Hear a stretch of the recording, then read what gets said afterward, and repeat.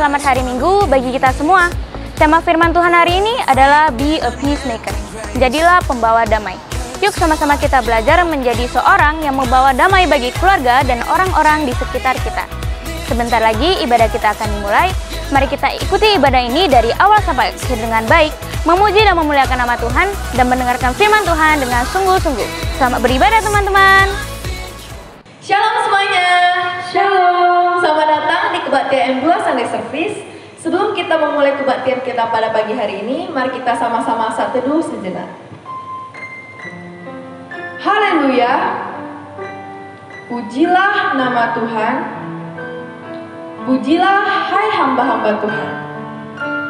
Hai orang-orang yang datang melayani di rumah Tuhan, di pelataran rumah Allah kita. Pujilah Tuhan, sebab Tuhan itu baik. Bermazmurlah bagi namanya, sebab nama itu indah. Amin. Firman Tuhan adalah sumber segalanya di dalam hidup kita. Mari kita sama-sama menyanyikan lagu Firman Tuhan yang benar.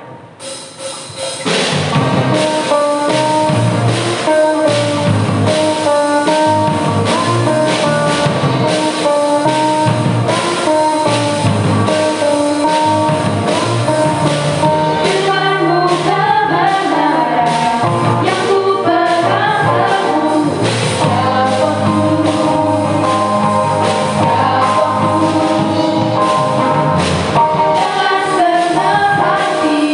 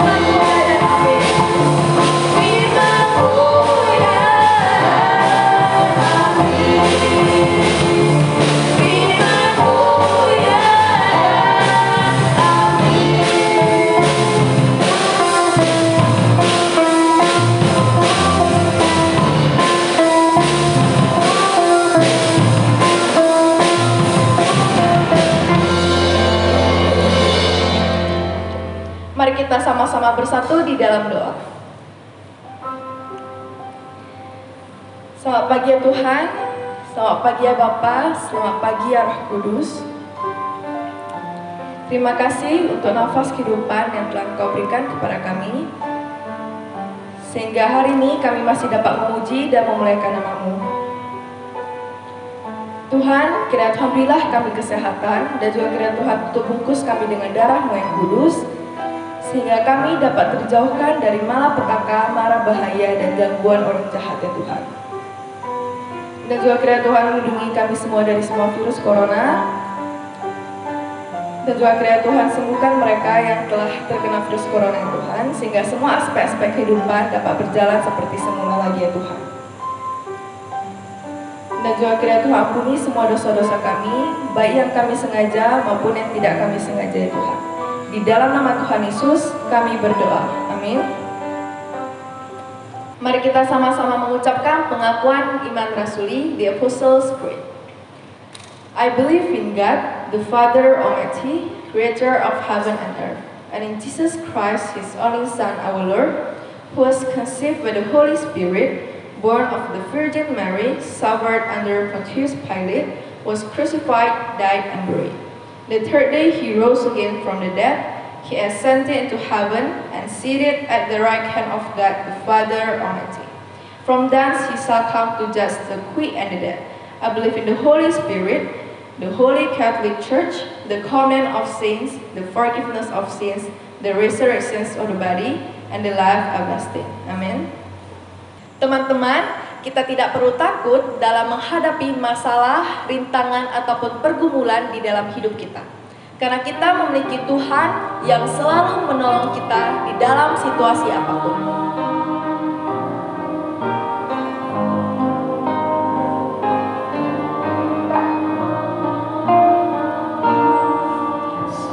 Takut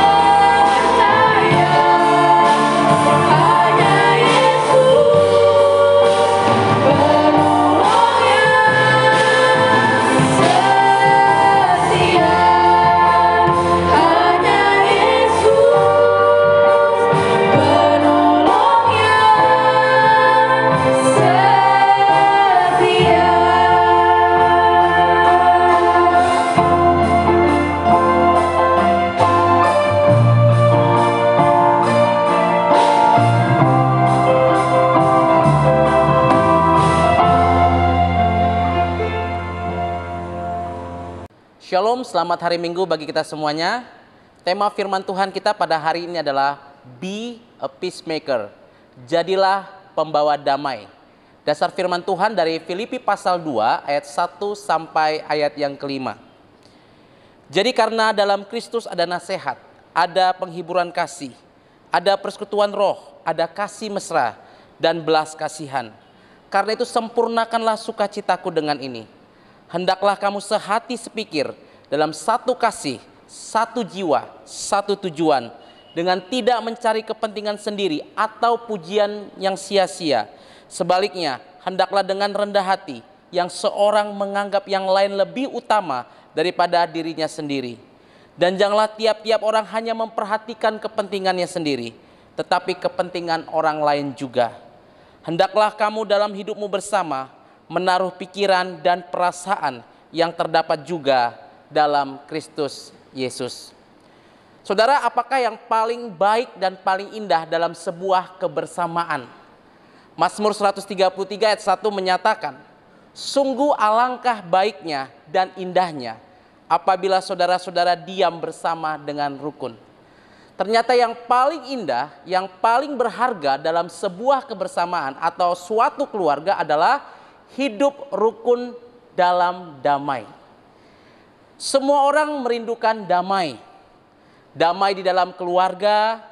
Siapa yang tidak senang kalau papa mama saling mengasihi satu sama lain? Papa mama saling menghormati satu sama lainnya. Damai bersama saudara, kakak, abang, dan adik. Damai bersama teman-teman. Dan juga damai dalam hati. Karena di dalam hati kita tidak ada kebencian, tidak ada dendam, dan tidak ada luka batin. Bahkan anak-anak muda yang mau menikah itu sangat merindukan dan menginginkan kelak mereka memiliki keluarga yang bahagia, keluarga yang harmoni. Nah saudara, kalau semua orang merindukan damai, mengapa faktanya damai sulit diwujudkan? Bahkan di dalam keluarga kita sendiri. Saya pernah mendengar satu cerita seorang anak SD di satu sekolah. Dia begitu kesal karena papa mamanya selalu bertengkar. Papa mamanya selalu berantem hampir setiap hari. Sampai suatu ketika, waktu papa mamanya bertengkar hebat, rasa jengkelnya timbul. Dan akhirnya dia mengambil handphone dan merekam serta memvideokan pada saat papa mamanya bertengkar dengan hebat. Saudara-saudara, bahkan di dalam keluarga sekalipun, dalam komunitas yang kecil, damai sulit untuk diwujudkan. Dalam sebuah artikel diceritakan seorang jurnalis bertanya kepada seorang anak dari aktivis perdamaian dan musisi legendaris dunia, vokalis grup musik terkenal The Beatles, John Lennon. Anaknya ditanya oleh seorang jurnalis, tentulah engkau bangga karena engkau adalah anak dari seorang musisi legendaris, seorang aktivis perdamaian. Bagaimana tidak, John Lennon bapaknya adalah pengarang lagu yang sangat terkenal, Imagine.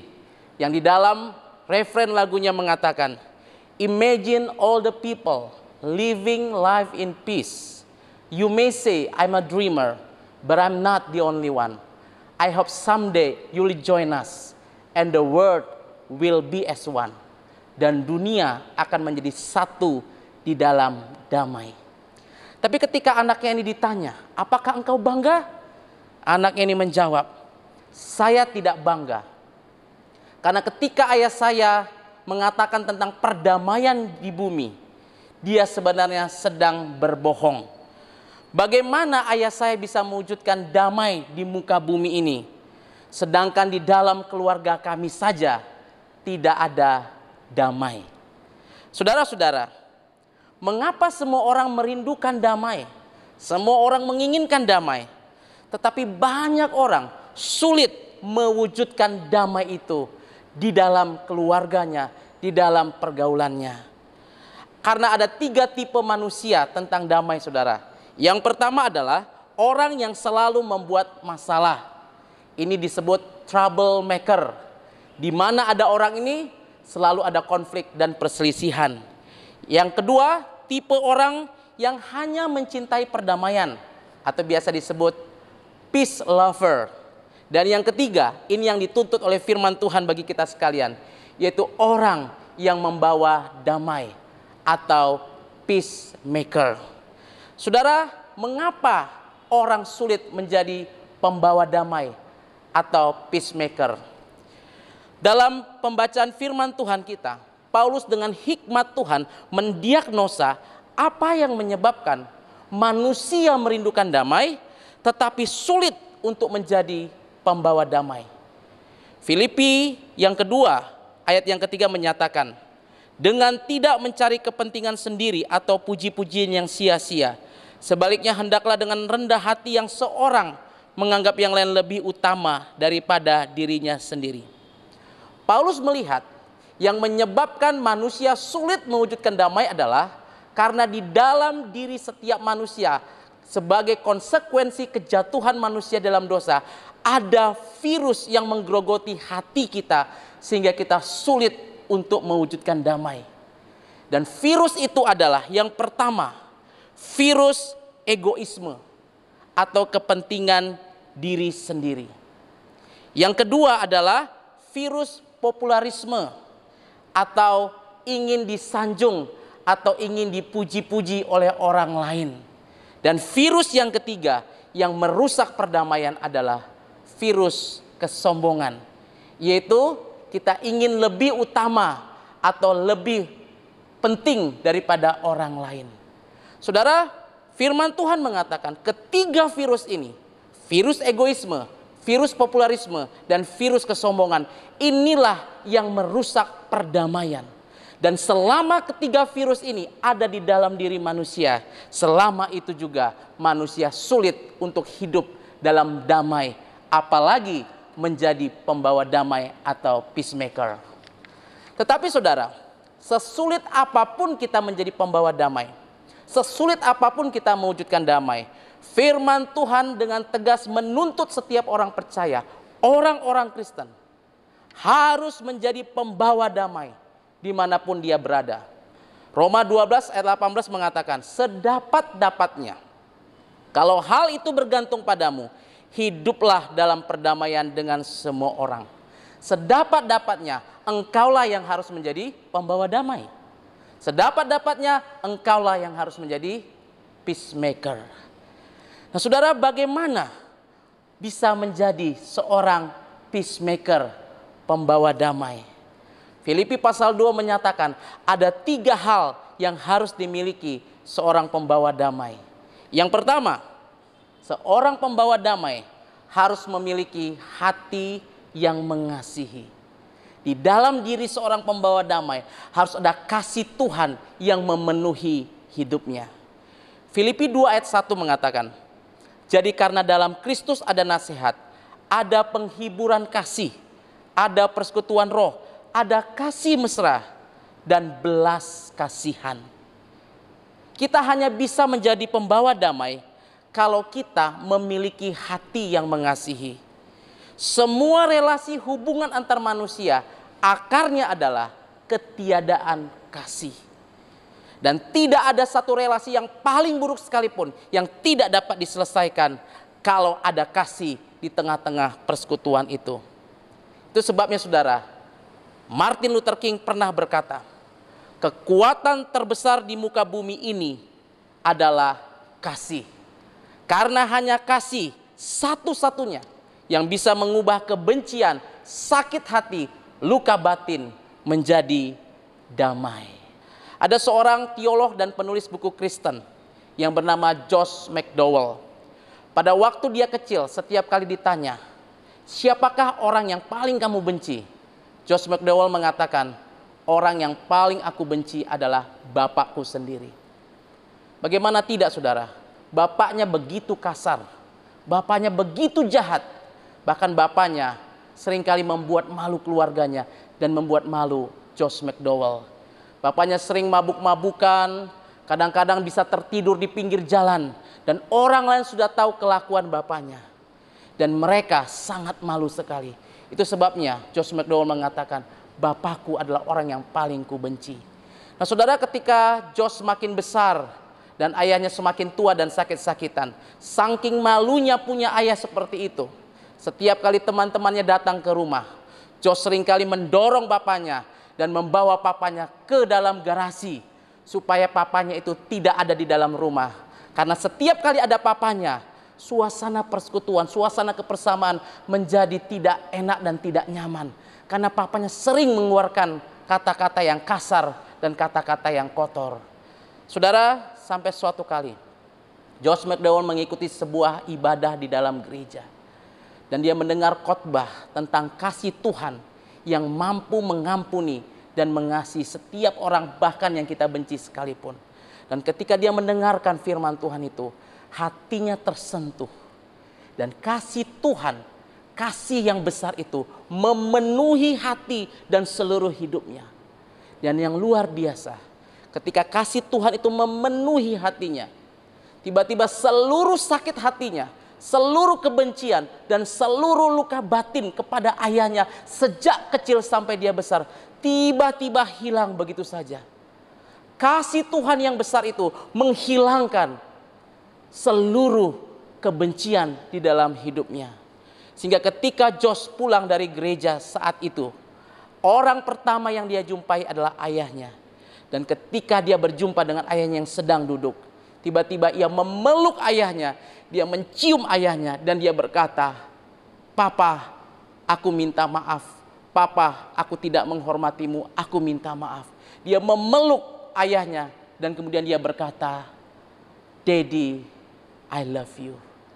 Saudara, ketika ayahnya dipeluk dan anaknya mengatakan, "I love you," tiba-tiba papanya menangis dan bapaknya memeluk anaknya dan papanya juga meminta maaf kepada anaknya atas kelakuannya selama ini.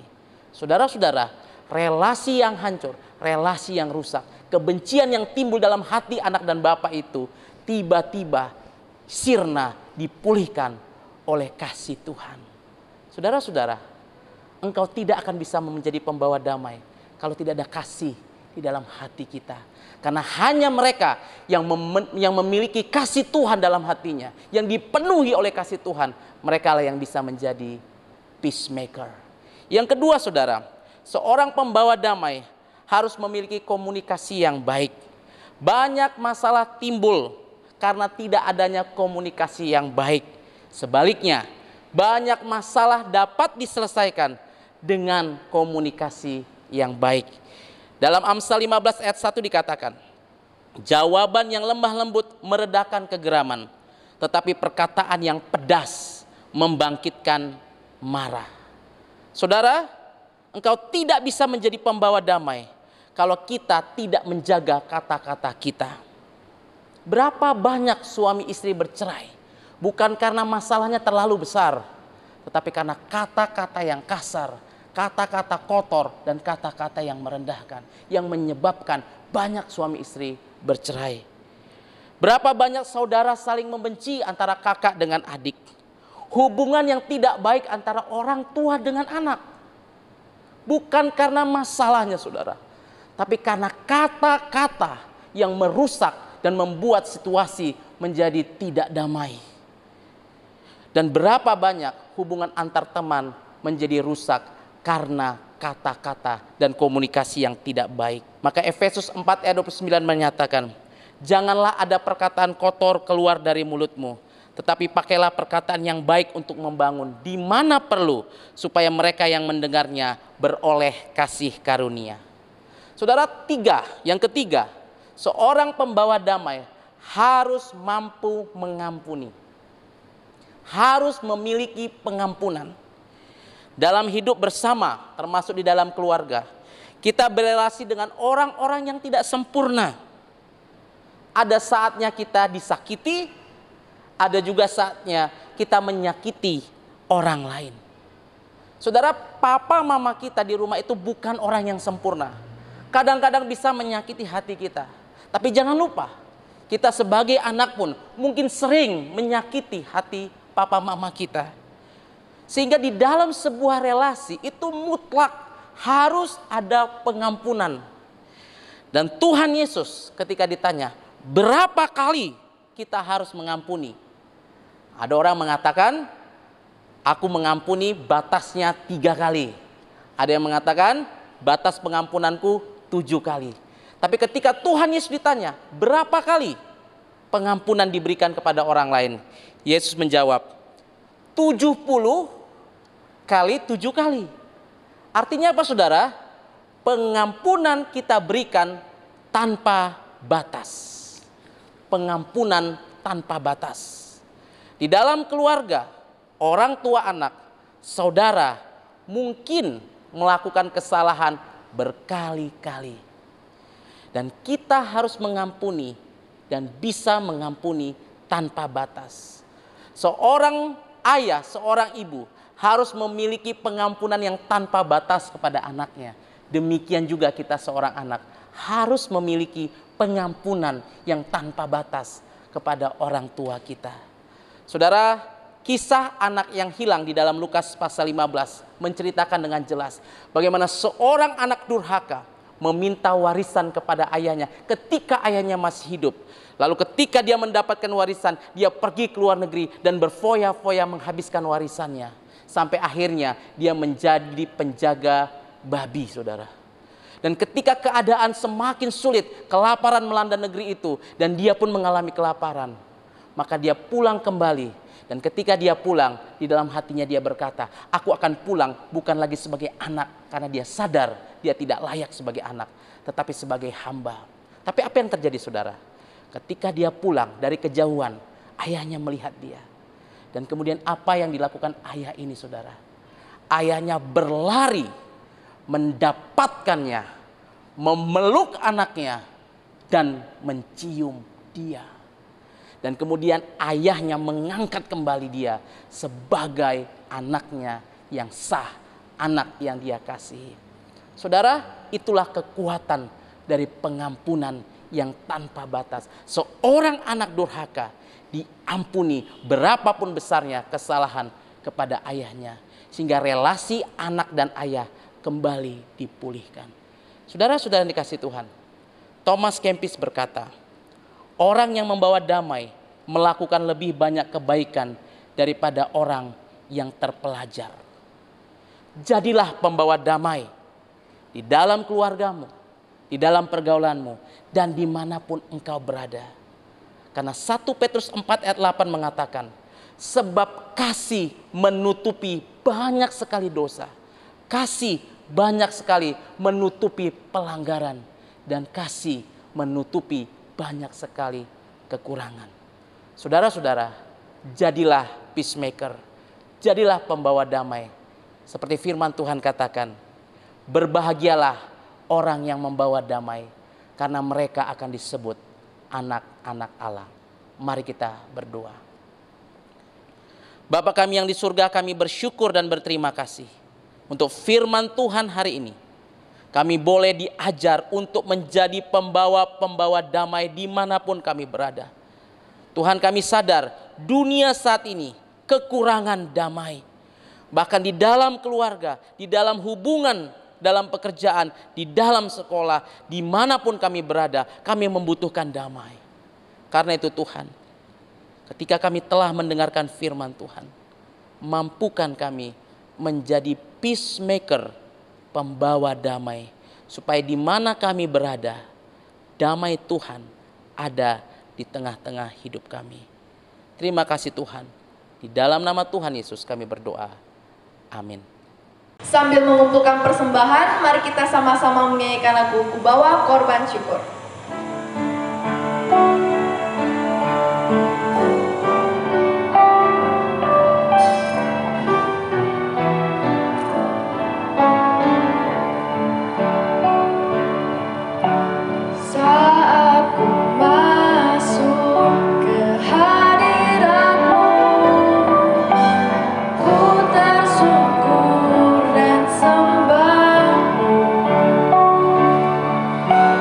Ku